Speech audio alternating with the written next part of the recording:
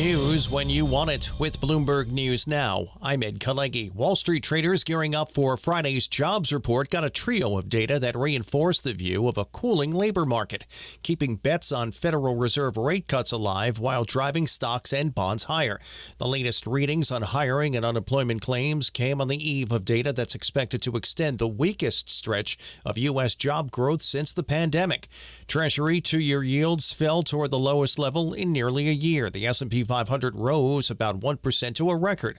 Money markets almost fully priced in a Fed reduction this month and see at least two by year-end. The Thursday numbers on Wall Street: the Dow gained 350, Nasdaq added 209, the S&P was up 53. The 10-year Treasury yield is at 4.16%. The two-year yield is at 3.58%. White House economic advisor Stephen Miron, President Trump's pick to be a Federal Reserve governor, was on Capitol Hill today for his Senate confirmation hearing. Miron pledged to preserve the independence of the central bank. I plan to dutifully carry out my role pursuant to the mandates assigned by Congress. My opinions and decisions will be based on my analysis of the macroeconomy and what's best for its long-term stewardship. The Federal Open Market Committee is an independent group with a monumental task, and I intend to preserve that independence and serve the American people to the best of my ability. Democratic Senator Jack Reed of Rhode Island asked Miron about his current role if he is nominated to the Fed. What is required is an unpaid leave of absence from the Council of Economic Advisors, and so considering the term for which I'm being nominated is a little bit more than 4 months, that is what I will be taking. As long as that is the advice of counsel, I will follow the law. Well, your independence has already been seriously compromised by your statement. You are going to be technically an employee of the President of the United States, but an independent member of the board of the Federal Reserve? That's ridiculous. Bill Dudley is former president of the New York Fed and a Bloomberg opinion columnist. The Senate is worried about compromising the Fed's independence, and that's probably the only thing that could hang up this confirmation hearing. And he's already stated in his opening remarks that he's going to honor that. Obviously, what that means in practice once you're in the Federal Reserve remains to be seen.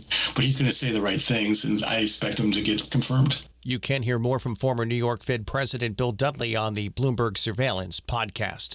Secretary of Health and Human Services Robert F. Kennedy Jr. also testified on Capitol Hill today, he in front of the Senate Finance Committee.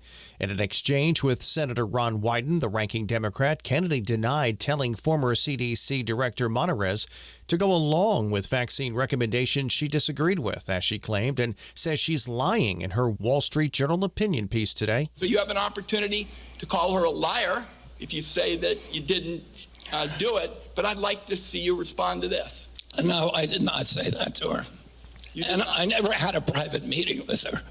So there are witnesses to every meeting that we have, and all of those witnesses will say, I never said that. Doctor and Republican Senator Bill Cassidy on the confusion surrounding the COVID vaccine. Pharmacists are requiring a prescription now even for patients over 65, creating a huge headache. I submit these for the record.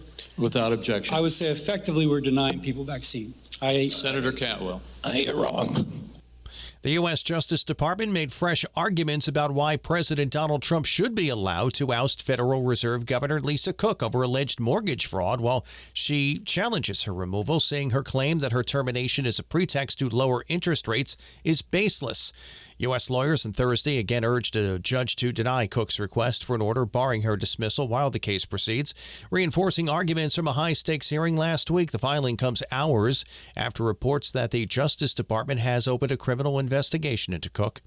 Citigroup is entrusting BlackRock with tens of billions of dollars of clients' investments in a move that will close the bank's only remaining in-house asset management and outsource more of its wealth units offerings.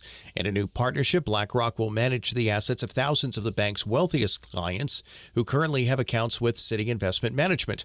BlackRock, which already manages some of Citigroup's $635 billion in client investments, will take on the last $80 billion that the bank still oversees by itself.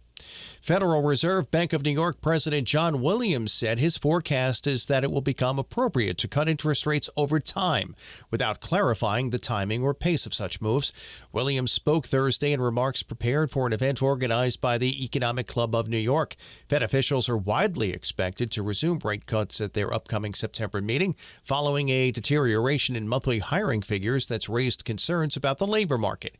They've held rates steady so far this year to assess the impact of President Trump's tariffs on inflation.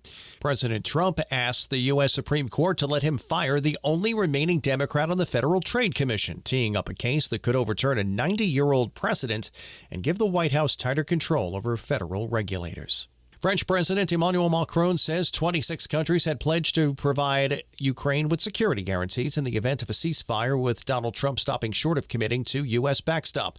U.S. support for security guarantees aimed at protecting the war-battered nation against Russian attack will be defined in coming days. Macron told journalists this at a press conference in Paris, standing alongside Ukrainian President Volodymyr Zelensky. And Giorgio Armani, a stalwart of Milan ready-to-wear who revolutionized fashion with unstructured looks, has died at 91. That's news when you want it with Bloomberg News Now. I'm Ed Kalegi. This is Bloomberg.